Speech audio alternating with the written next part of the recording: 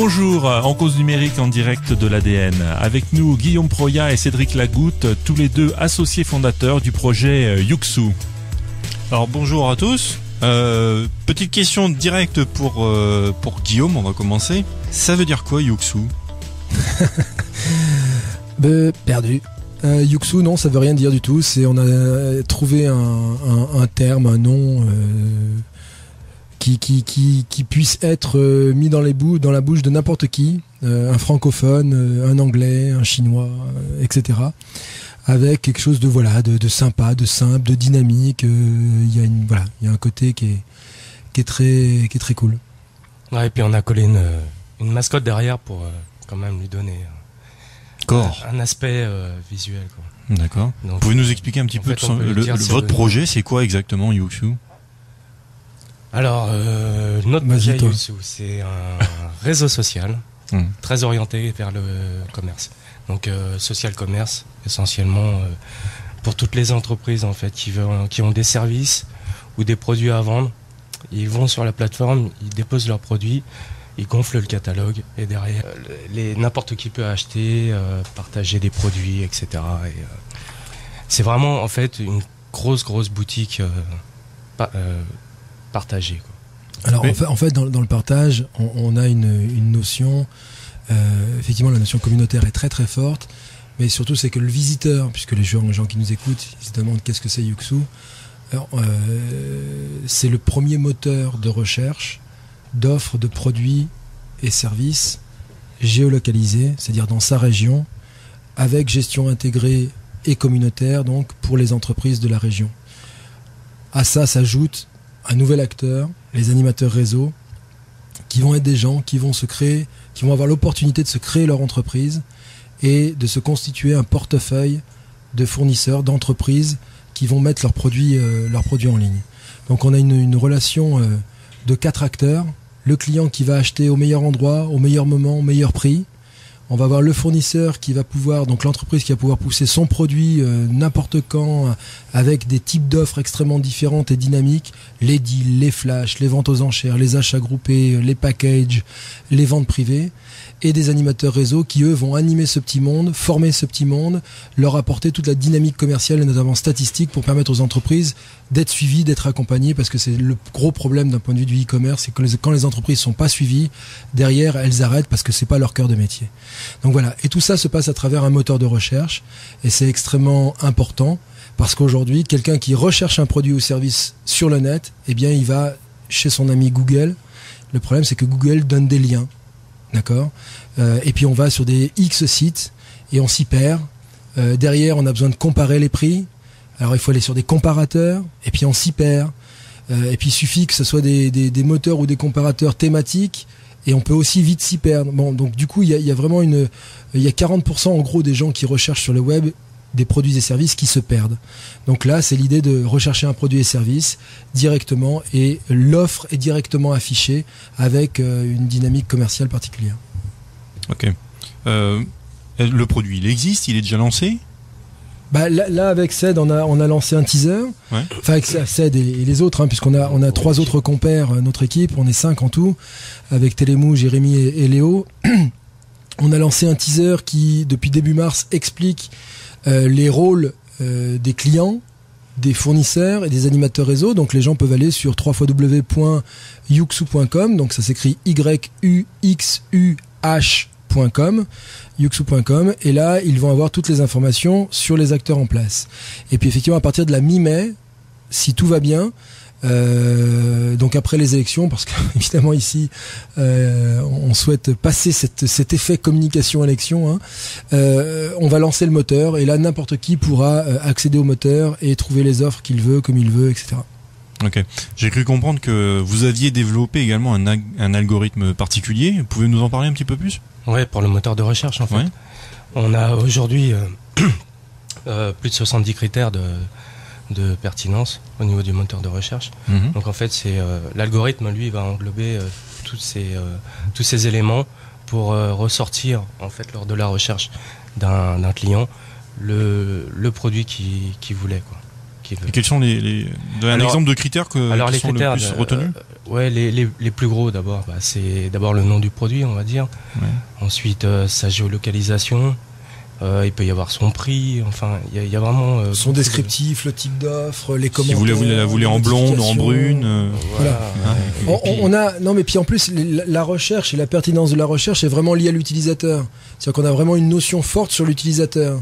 Donc si l'utilisateur, plus on le connaît et plus on va lui donner une pertinence qui lui est propre, un résultat de recherche très personnalisé. Ok. L'équipe derrière Yuxu, il y a combien de personnes qui ont participé au développement de ce projet ? On est 5. Ouais, on est 5. Tu peux nous faire un petit tour de table justement des compétences que tu as réussi à regrouper autour de toi pour avancer sur ce projet ? Ouais. À la base, c'est un projet qui est porté par Vitoria Conseil, qui est une entreprise spécialisée dans le web que je dirige. Toutes les ressources. T'es sûr tu fais pas de lingerie, toi ? toutes les ressources qui composent Yuxu sont en fait des salariés de Vitoria, enfin des ex-salariés de Vitoria que j'ai choisi d'associer, enfin qu'on s'est associé. Yuxu, Cédric est là parce que Yuxu aussi part d'une idée que Cédric m'a glissée il y a 2 ans maintenant. Voilà, donc il m'a fait confiance, je lui ai fait confiance, on a parlé d'un truc, et puis de ce truc, ça a pris de l'ampleur. On a conceptualisé tout ça, et puis il y a maintenant un peu plus d'1 an, on a commencé à développer réellement avec les autres personnes. Donc il y a Télémou Marot, qui était donc le directeur technique de Vitoria Conseil, qui aujourd'hui au sein de Yuxu dirige la partie développement et enfin recherche et développement et développement sur la partie CMS, enfin gestion de contenu et gestion des fonctionnalités. Ensuite, on a Jérémy Payet qui est également développeur chez Vitoria, qui aujourd'hui est responsable de la partie serveur web, développement des extensions et la notion de processus dans les différentes fonctions. On a Léo Letouzet qui est lui spécialisé en sécurité des systèmes d'information, c'est notre docteur en sécurité des systèmes d'information, master en cryptologie, qui lui s'occupe de tout l'aspect système, serveur, architecture globale de l'outil, et c'est lui aussi qu'on a missionné sur l'algorithme du moteur de recherche, donc qui a développé une bonne partie du moteur. Cédric qui est à côté de moi, qui tient une des deux directions, donc la direction technique IHM, c'est-à-dire interface homme-machine, tout ce qui est ergonomie, graphisme, etc., et innovation, tout l'après qui vient derrière, et bien sûr sous Cédric. Télémou, Léo et Jérémy. Attends, je cherche la personne qui est en dessous. Ok.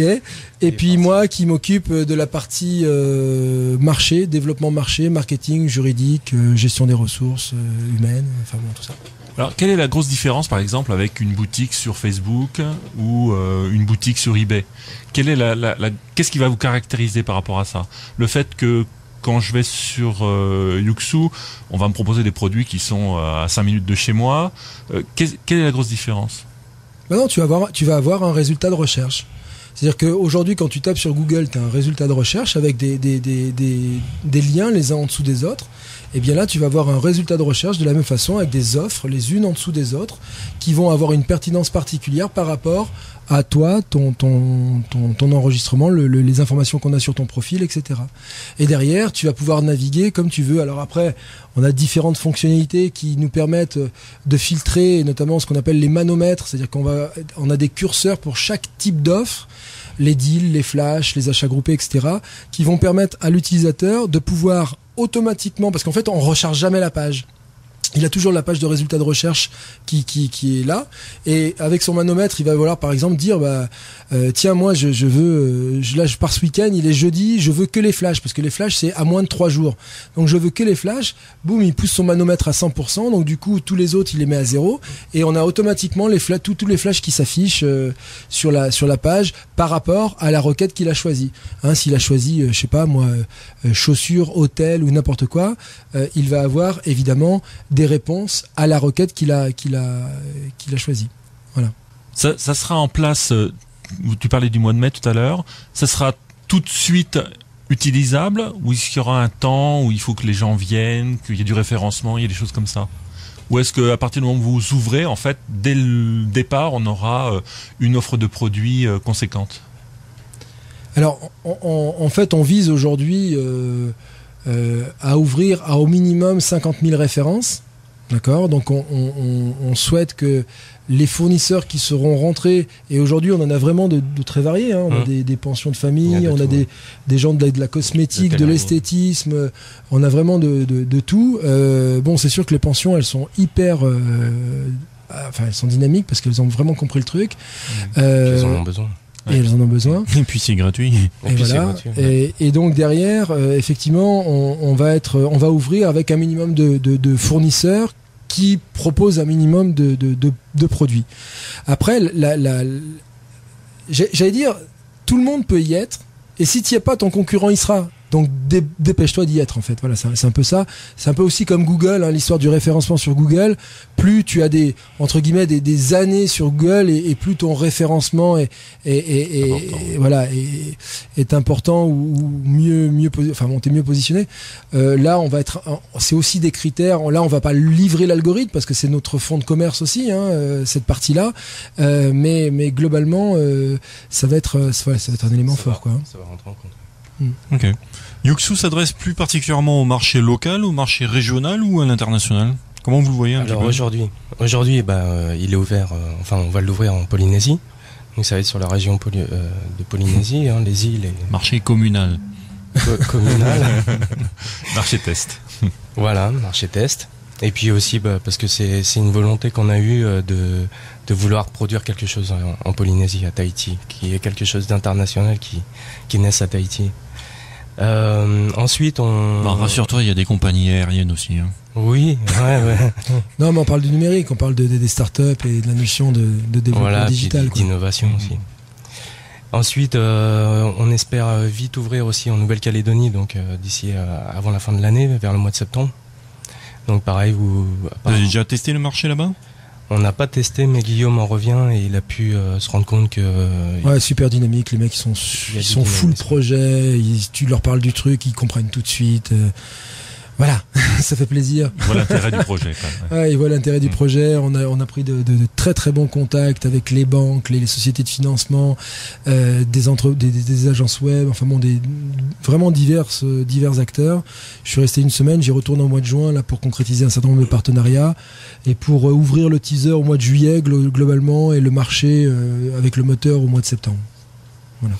Voilà, et puis par la suite, début d'année prochaine, on espère la France, conquérir l'Europe en fait. Commencer par la France, ce sera plus simple.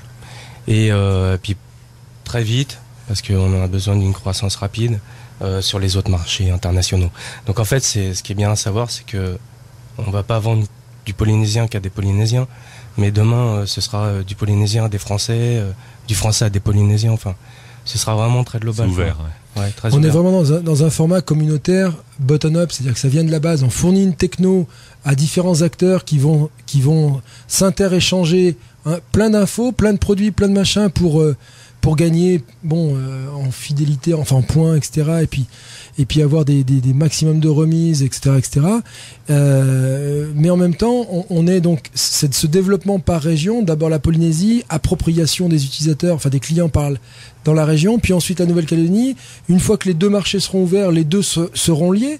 C'est-à-dire que quelqu'un de Nouméa pourra, s'il souhaite acheter du monoeil en Polynésie, acheter du monoeil, et le marchand de monoeil de Polynésie va pouvoir vendre son monoeil comme à l'export, hein, en hors taxe, avec un prix non résident, etc. Si par contre la personne est en Polynésie, ça sera un prix résident en TTC, hein, avec la TVA locale. Et puis donc pareil avec la France, puisque du coup on ouvre la France, idem. Et puis ça va être pareil ensuite avec les États-Unis. Dès qu'on va ouvrir les États-Unis, les pensions de famille, je prends le tourisme, mais ça peut être n'importe quel autre secteur d'activité, les services notamment, vont pouvoir interagir les uns avec les autres, et puis finalement les offres peuvent être achetées dans de multiples continents comme ils veulent, quoi. Donc tous les moyens de paiement seront acceptés, que ce soit du PayPal, les cartes de oui, paiement. Alors là on est en train de les mettre en place. Donc pour la Polynésie, ça va être carte bancaire, PayPal, Money Bookers aussi, qu'on a sélectionné, Skrill, enfin, qui s'appelle Skrill maintenant. Et puis, on est en train de voir pour trouver d'autres systèmes, mais bon, c'est encore à l'étude. Tu veux pas le dire, c'est ça? Ouais. Non, non. Il faut être transparent. Le problème, c'est qu'il y a aujourd'hui des systèmes qui coûtent très cher. Ouais. Donc aujourd'hui, si on veut être performant et qu'on veut donner à nos fournisseurs et à nos animateurs réseau les meilleures commissions et puis la meilleure compétitivité globalement pour leurs produits et leurs ventes et créer du chiffre d'affaires, il faut que nous-mêmes soyons en mesure de sélectionner les meilleures solutions, les moins chères. Et force est de constater que malheureusement, il y en a certaines qui sont trop chères. Comment ça se passe justement? Alors il y a un personnage central qui s'appelle l'animateur. C'est quelqu'un un peu, ça c'est vraiment un truc alors nouveau. Là pour ça, donc on a commencé vendredi dernier et tous les vendredis régulièrement, le vendredi matin à 10h à la CCISM au pôle entreprise, on fait une présentation de l'animateur réseau, justement du rôle de l'animateur réseau. C'est vraiment l'idée, c'est quelqu'un qui va prendre l'opportunité de créer son entreprise. Aujourd'hui, le marché est difficile, on n'arrive pas à trouver de l'emploi, les gens ont envie de se prendre en main, ils ont envie de dire mais qu'est-ce que je peux faire, avec quels moyens, et le problème c'est qu'ils ont du mal, ils ont pas d'argent, ils peuvent pas investir, avoir des locaux, du matériel, enfin c'est très compliqué. Et là en fait, on leur donne un peu sous forme de franchise, en fait ça va être des mandatés. Nous, on va les mandater à faire la promotion de la plateforme Yuxu. On leur fournit tout le marketing, on leur fournit toute la communication, et eux, ils vont avoir à charge de se constituer un portefeuille d'entreprises, de fournisseurs qui vont s'enregistrer gratuitement sur la plateforme. Mais l'animateur réseau n'intervient pas sur le catalogue du fournisseur. Il est vraiment juste là en animation, en formation, en dynamique diverse sur les types d'offres, en mode statistique. Par exemple, en disant à tel, je sais pas moi, cabinet d'esthétisme, tiens, ton chiffre d'affaires sur tel type d'offre, en ce moment, il est comme ci, comme ça, alors que la moyenne, elle est comme ça.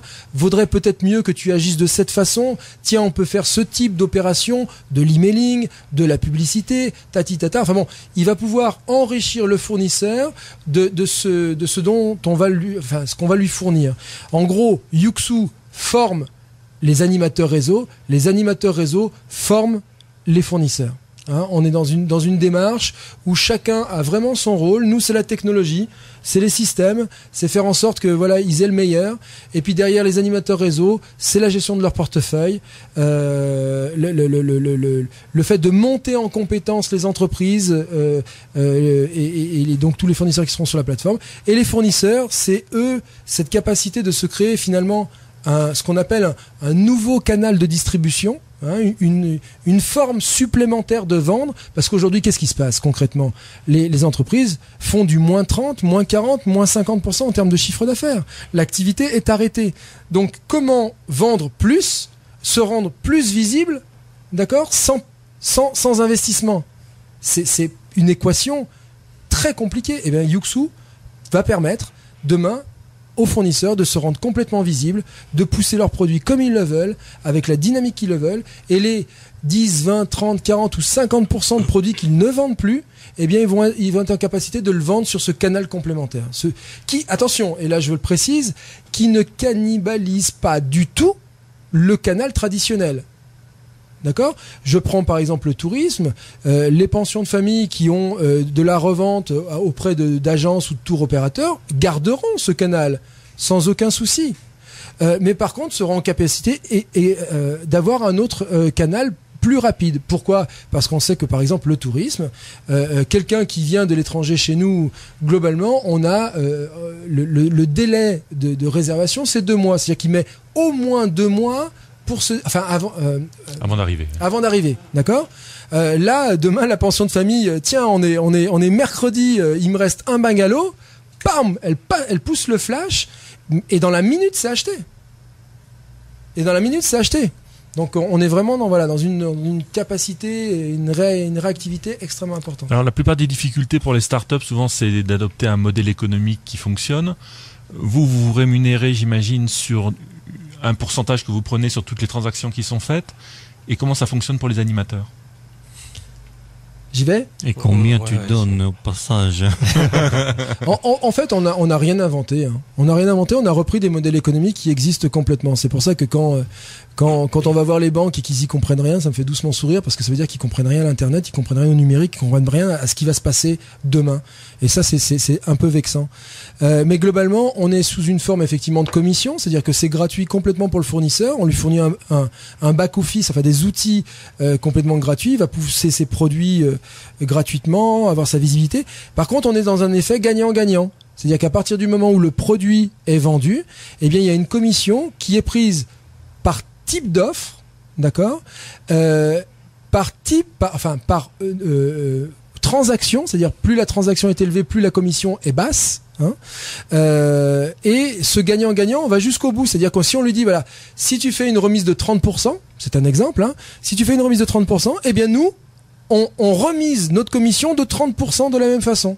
C'est-à-dire qu'en fait, on s'applique une espèce de double peine. Ça, c'est le premier modèle économique. Le deuxième modèle économique, c'est l'animateur réseau. Parce que l'animateur réseau, par contre, pour lui, c'est pas gratuit. Pourquoi ? Parce que il va pouvoir monter son entreprise et qu'à partir de ce moment-là, on se dit, ça doit être quelqu'un qui doit être quand même en capacité d'identifier un certain nombre de choses, hein, voilà, trucs simples, hein, charges, produits, recettes, enfin bon, etc. Et donc là, lui, donc il a un droit d'entrée à payer. Pour la Polynésie, c'est 20 000 francs. C'est un ticket d'entrée pour agir sur la région, d'accord, puisqu'il n'y a pas d'exclusivité d'animateur réseau, ni en termes de secteur d'activité, ni en nombre, enfin bon, etc. Et ensuite, il a un abonnement qu'il va payer comme un service cloud, hein, comme vous payez dans le cloud un abonnement à temps. Et là, il va être en fait, donc il y a plusieurs étapes. Quand on commence, on est animateur réseau indépendant et en tant que tel, on a un abonnement de 4 990 francs par mois. Et ça lui donne accès à tout le business, tout le marketing. Donc, il ne dépense rien d'autre à part le fait d'aller voir des fournisseurs et de jouer la synergie et de permettre à ce que ces fournisseurs rentrent dans son équipe en quelque sorte, hein, et d'agir sur tout ça.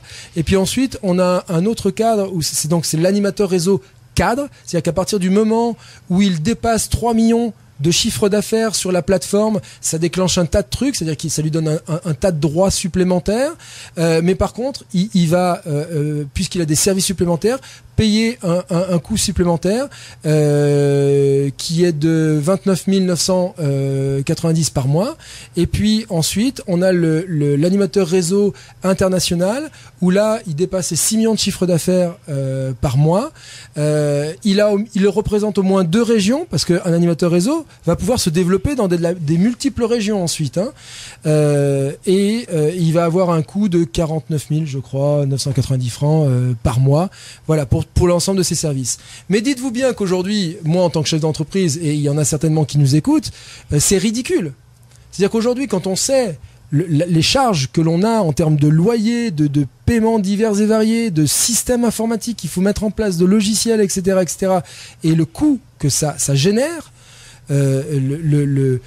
ce côté-là est vraiment peu. Donc ça, c'est le deuxième modèle économique. Le troisième, c'est la publicité. On a une régie publicitaire. Vous savez que la régie publicitaire, chez Google, c'est le premier niveau de ressources.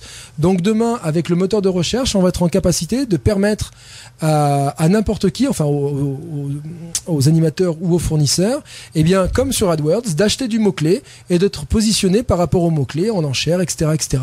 Donc là, on a vraiment une forte capacité à apporter une manne supplémentaire. D'ailleurs, c'est rigolo parce que de notre côté, sur notre business plan, on a ridiculisé complètement cette ressource-là parce que les gens nous croient pas. Ici, les gens, ils nous croient pas. On leur donne des chiffres qui existent pourtant sur le marché partout, mais ils nous croient pas. Alors donc, on diminue. Et puis enfin, c'est l'affiliation, où là, c'est une forme de commission, un peu comme la première, où là, on va permettre à des sites partenaires externes de s'affilier à Yuxu, c'est-à-dire de présenter des produits qui sont sur la plateforme Yuxu et qui vont être achetés directement sur leur site. Alors là, on est en train de voir, est-ce qu'on le fait via, est-ce que c'est simplement de la génération de trafic ou est-ce qu'on le fait sous la transformation, est-ce qu'il faut que ça soit acheté pour commissionner? Bon, on va voir. Voilà. Alors moi, ce que je retiens en tout cas, donc lancement au mois de mai, hein, c'est bien ça. Ouais. C'est gratuit. Ouais. Et puis même pas peur de l'international. Si on devait résumer Yuxu, je le vois comme ça. À l'attaque. C'est ce qui nous motive. Alors il y a aussi une dernière chose. S'il y a des gens qui lisent Yuxu et qui veulent devenir partenaires, sur yuxu.com, en bas dans le pied de page, il y a marqué devenir partenaire. On a encore quelques pourcents en termes de capital à partager avec ceux qui veulent, enfin ceux qui veulent investir en tout cas. Et je sais qu'il y a des gens qui veulent investir. Vous savez, il y a 5 investisseurs qui nous ont rejoints et qui sont c'est des particuliers qui sont qui ont des postes très différents. On a une journaliste, on a un directeur financier, on a un chef d'entreprise, on a quelqu'un qui travaille dans la banque, enfin on a quelqu'un qui est dans le bâtiment. Vous voyez, donc mais ils croient au projet, ils disent c'est génial, moi j'y vais, on y va avec vous. Voilà, donc après si on avait un appel, on a encore quelques petites choses à distribuer, donc no problemo. Ok, merci Guillaume, merci Cédric, et puis donc on vous retrouve sur Yuxu au mois de mai. Merci. Merci à vous. Salut. Bye bye.